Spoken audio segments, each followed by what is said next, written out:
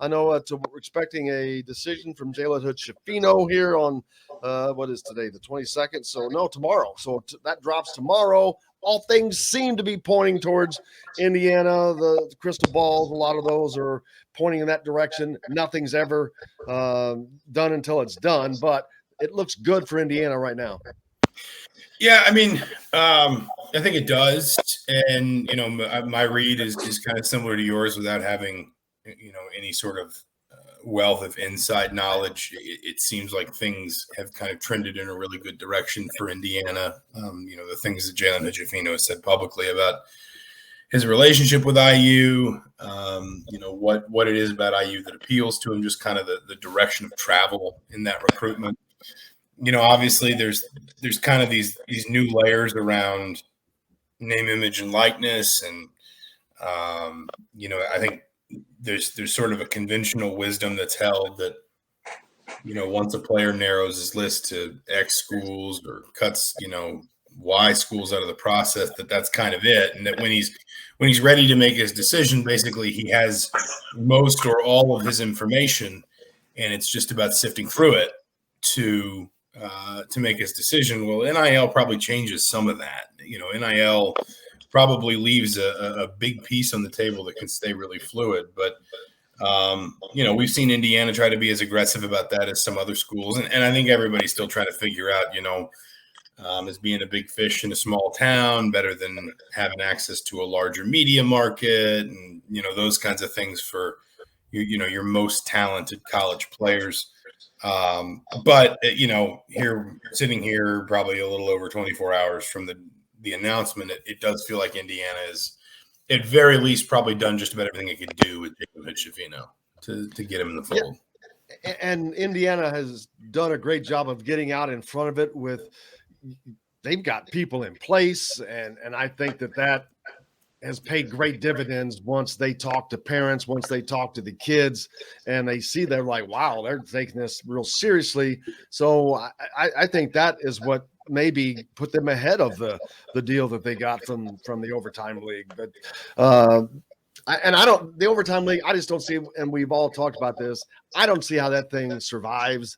It doesn't have more than a team yet, so I don't know how they're going to develop a league. But that aside, NIL is also not their friend. So their idea was maybe good. That's at the wrong time, but I don't see how the overtime league will really survive. Yeah, I'll defer to Jim Reamer on all things. No, I mean, Zach leads Twitter in mentions, replies to mentions via DMs. Is where that goes. I like to air my laundry in private. What can I say? Which is to say, I like to not get in trouble in public. Yeah, that's true. It's easier when I don't really have a boss on big Charlie, big job and items. From a player standpoint, the NIL deal versus something like the overtime league, the NIL allows you to go to college, to get the college experience, to just to be a normal student, which I don't know if that's some of them. Maybe they're not looking for that, but there are avenues. It seems like there's enough avenues for everybody to go now.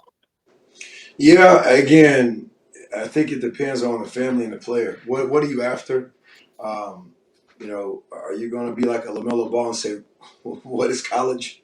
Or are you going to say, hey, look, I want to experience the 4 years or whatever many years you might spend there before you go on to a next level if you have that opportunity to play in the NBA or whatever it might be. So I think it's all interesting. You said something I never thought about, Jim, the timing of that league. Thinking about that now when you allow the NIL to come and play. Now the timing of these inaugural type leagues like that, they're looking at getting perennial all-star players out of high school to come play. Will that throw in a conflict of interest now? To say I keep my eligibility, I can go play in college and also have the same opportunity. Right.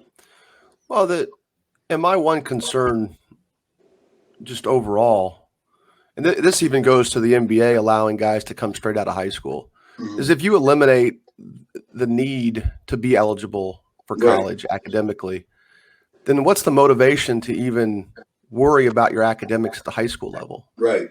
So how far down are we drilling to the point where outstanding athletes have to even care about academics? Yeah. And how many of them are going to be able to just completely survive as adults in a from a professional standpoint, not in terms of professional being Correct. their sport, but as an adult with a job. Like, Zach has a regular job, Correct. Charlie, I don't know fully what you do. You've carved out a regular job. I've carved out a regular job. Jim has carved out a regular. I don't know fully what Jim does either, but he's carved out a Nobody regular does. job. No, I know. No one does. And same here, but that's the point. We've been able to use what we've learned all the way through. Yeah. And part of that, in our case, a large part of that is college education and being able to problem solve and network and connect with people and build resources. Well, if you want to know in transparency, yeah, I've been doing this for 11 years, right? So 11 years as a player development coach. But I would say there was definitely a time as a player where I totally disrespected having a degree when didn't really pay. Didn't as a player didn't really respect that opportunity because you're thinking you're gonna play professional basketball, whatever you're gonna do for a long time. When the opportunity is taken away from you, it's like a now what? Right. When you don't have, say, relevant skills. So I think that's something that you got to think about. And what is regular to players like that in a sense, right? And you probably did it because maybe you were compelled to. I mean, look, we can go through intrinsic and extrinsic motivations. Right. All as a sideshow, or as a side discussion, but right. But again, a lot of that in high school. Some of these kids, I mean, I know really good kids who are good students who really just do it because their parents make them. They don't want to get grounded, or they. And that's kind of where I'm going at. I mean, I'm being honest. Yeah. I'm being honest. Like a lot of, unfortunately, I can't speak for everybody. Me, Charlie, I know I did not respect school as a player. I know I did because you got this limelight idea of you're going to go do this thing forever. And now I'm not saying it's right or wrong, but I'm just telling you the honest side of it. And I can only imagine now with the dollars and all the opportunities that exist, it's probably tough. People are probably just going through the motions, right? I'm not saying it's true, but you may just be going through the motions because you're thinking this is an opportunity I'm going to do forever.